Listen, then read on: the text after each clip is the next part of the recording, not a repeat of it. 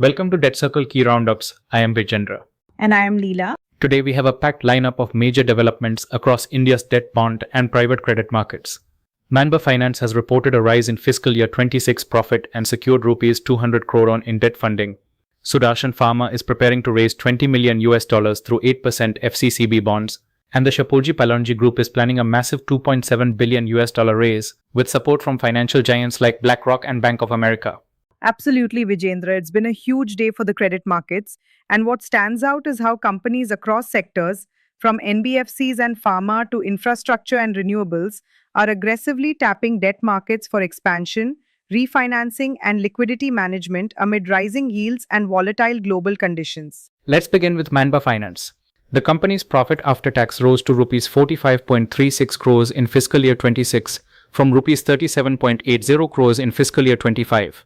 Driven by operating revenues increasing to rupees 328.19 crores.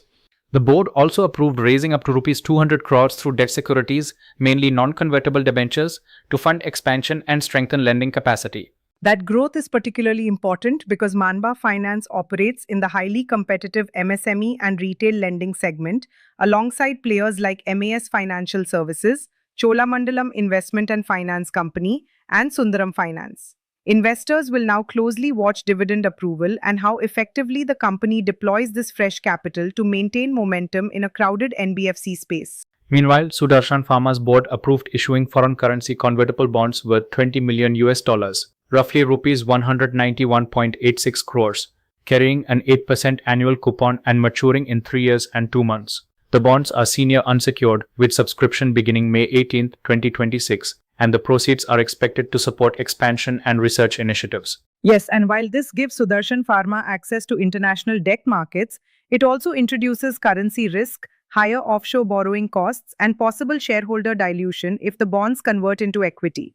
Market participants will be watching subscription demand and conversion activity very carefully because those will directly influence the company's earnings per share and future capital structure. Now to one of the biggest stories of the day, the Shapoorji Pallonji Group's planned $2.7 billion private credit raise. The package includes a $1 billion tranche at around 14% yield, alongside rupee debt of nearly 15,000 to 16,000 crores, priced close to 18.95%. The refinancing is linked to borrowing secured against the group's 9.185% stake in Tata Sons. And that pricing clearly reflects stress in the current credit environment.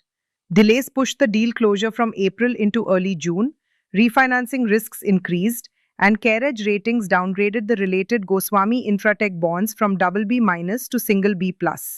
Even so, investors like Ares and Farallon continue participating, betting on possible Tata Sons state monetization or an IPO within the next 18 months. Staying with ratings, ICRA reaffirmed Apollo Hospitals' highest AAA rating with a stable outlook on debt facilities totaling rupees 3,000 crores, along with a short-term rating of A1+. The agency cited strong cash flows, prudent debt management, and Apollo's extensive healthcare network as key strengths supporting the rating. That AAA status puts Apollo Hospitals well ahead of peers like Max Healthcare and Fortis Healthcare, which largely operate in the AA or AA+ category.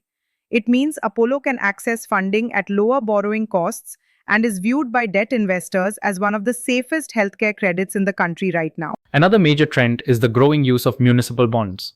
By the end of fiscal year 26-22, urban local bodies had raised over rupees 4,500 crores through 31 municipal bond issuances. At the same time, India's domestic securities market expanded from rupees 95 lakh crores in fiscal year 16 to nearly rupees 463 lakh crores by April 2026, while retail investors increased from 38 million to 145 million.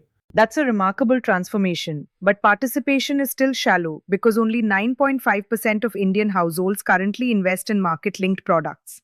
States like Uttar Pradesh and Maharashtra are leading the municipal bond movement, and if investor education improves, this market could become a major long-term source of urban infrastructure financing across India. Bajaj Auto also made headlines after subsidiaries BIH BV and BIH AG prepaid 80 million euros in bank loans by May 18, 2026, following an earlier prepayment of 480 million euros from an original 666 million euro portfolio. The move is aimed at simplifying overseas financing structures connected to investments such as KTM AG. Exactly, Vijendra. This deleveraging strategy reduces financial complexity, lowers borrowing costs, and improves capital discipline for Bajaj Auto's global operations.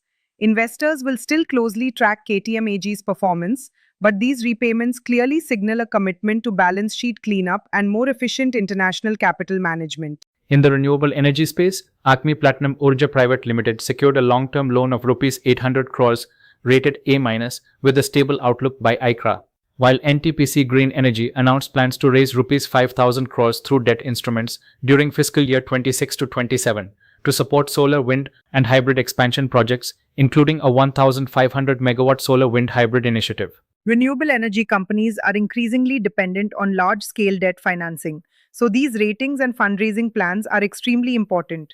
Acme's stable rating strengthens lender confidence, while NTPC Green Energy's execution speed and borrowing terms will determine whether it can maintain pace with aggressive competitors like Adani Green Energy and Tata Power Renewables. The Food Corporation of India is also preparing one of the largest short-term borrowing exercises this season, planning to raise Rs 50,000 crores through 3-month loans, with a green shoe option of another Rs 25,000 crores, taking the potential total to Rs 75,000 crores. The funding will bridge cash flow gaps during the ongoing wheat procurement cycle. That's crucial because FCI must pay farmers well before it receives distribution revenues.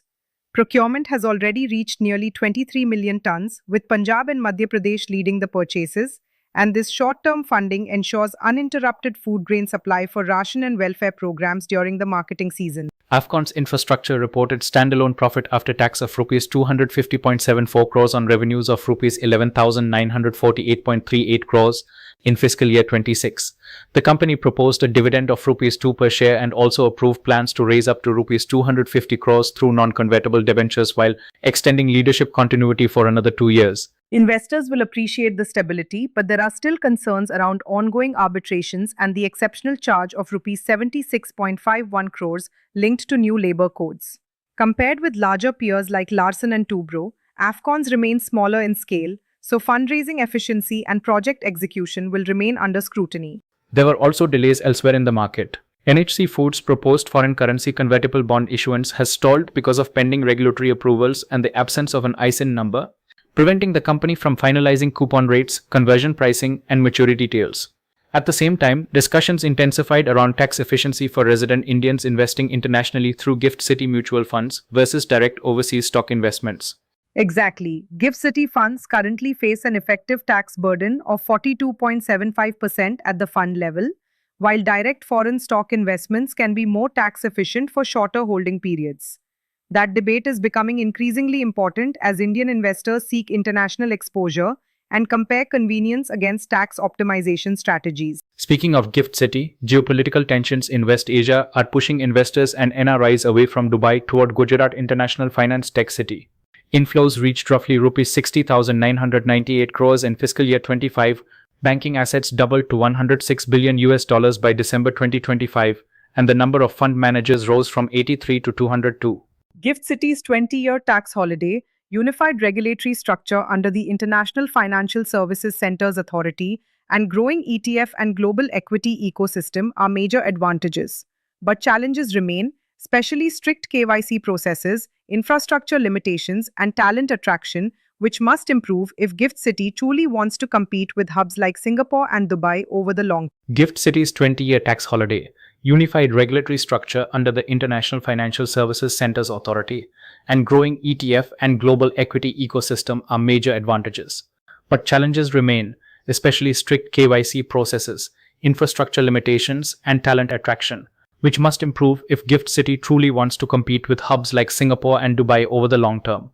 Absolutely, Vijendra. Whether it's private credit, municipal bonds, renewable financing, FCCBs, or floating rate debt, the common theme is that companies are adapting to a more complex and volatile funding environment. The real test now will be how resilient these borrowers and investors remain when the market eventually faces a full down cycle.